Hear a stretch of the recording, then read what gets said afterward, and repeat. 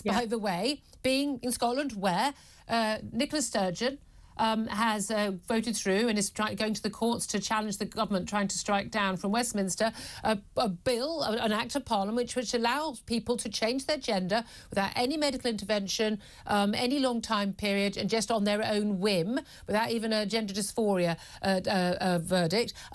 And this would allow men like Adam Graham, born Adam Graham, a man still physically intact, to claim that they are women and escape the justice that they deserve to have. And yet we're told that this wouldn't happen, and we're all just making a fuss about nothing. We're just transphobic bigots, Kate. I know. I mean, as you quite rightly encapsulated at the beginning, I mean, this case has really got it all, hasn't it? You know, he's charged with rape. He decides that he's a woman only after appearing in court on those charges. In court, referred to as she and her. Defence barrister tried to leverage it for an acquittal, not just a reduction in sentencing, but an acquittal. And he clearly still has his penis. So it really has it all. I mean, I think it's important to say, yes, there's an important context to this, which is the Gender Recognition Reform Bill, which passed in Holyrood last month. But this person doesn't have a gender recognition certificate and is able to achieve all of this purely on the basis of self-declaration and self-ID. I think it's also important to point out that the current system under the Gender Recognition Act, that's not safeguarding either. You know, yes, it's more difficult. Yes, the process that you have to complete is more onerous and more lengthy, but that also doesn't provide safeguards. I mean, in November last year, it was reported that double child rapist Martin Ponting, after being convicted and sentenced to 18 years for those crimes, he then decided that he was Jessica, and he obtained a gender recognition certificate in prison under the current system. So yes, gender recognition reform by removing some of the more onerous, time-consuming steps will make it easier, but the risk is still there. Absolutely. I mean, I want to talk about why your specific organisation was set up, about what goes on behind bars in prison. But I was also frustrated by the courts referring to this rapist in court by she and her preferred pronouns.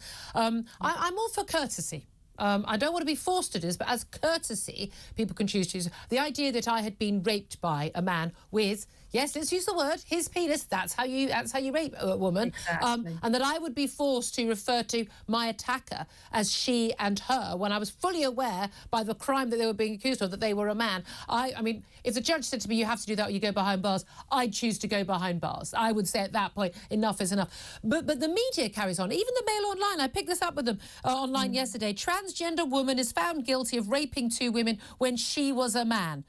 Pointed out, no, it's a man. It's a man who now pretends he's a woman. No one believes. Look, let's put a picture up. We put a picture up right now of Isla Bryson, who was born Adam Graham. What Adam Graham, now calling himself Isla Bryson, is wearing at court, wearing leggings, showing quite clearly fully intact. Put that picture up, fully intact. I just find it extraordinary that, you know, but also saying when she was a man. It's not possible. You know, look, this is not anti-trans people who have gender dysphoria, a medically recognised problem, people who wish to live their lives dressing how they want. I've got no issue with whatsoever. But that's not the same as us pretending to believe that a man can become a woman or a woman can become a man, and that someone who just changes the name and puts on a wig and fake boobs has a right to be in women's single-sex spaces.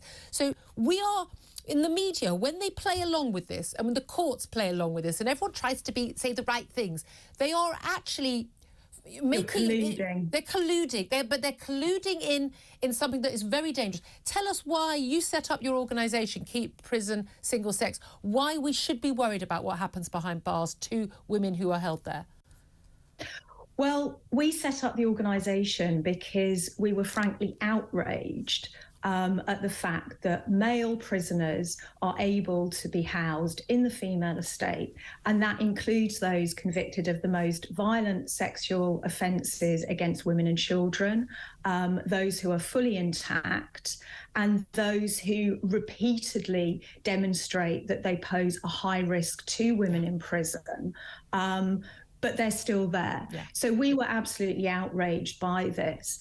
And of course, you know, women in prison, we know that this is an exceptionally vulnerable group. Many of them have themselves been victims of sexual and violent offences, often since childhood. By virtue of the fact that you're in prison, you have no choice as to who you share your spaces with. You can't, as the argument often goes, you know, with regard to toilets or changing rooms, not that I think this is acceptable. You know, we're told, oh, well, if you don't like it, leave. If you don't like it, use a different space at a different time. Yeah. Women in prison don't have that choice. And the type of male that they will be imprisoned with is somebody who has a proven history of offending. And we're seeing again and again, it is sex offenders who are most likely to claim this. Yeah, and I mean, in Scotland in the last couple of months, we've had 3 other cases. You know, we've had... Oh, wait a minute, that thing that never happens is happening regularly? The thing that never happens, the thing that never happens. So earlier this month, it was reported in the media that 2 convicted rapists serving their sentences in the male estate have now decided that they're women. It's just extraordinary. Kate, listen, we're going to have to leave it there. I so appreciate what you do.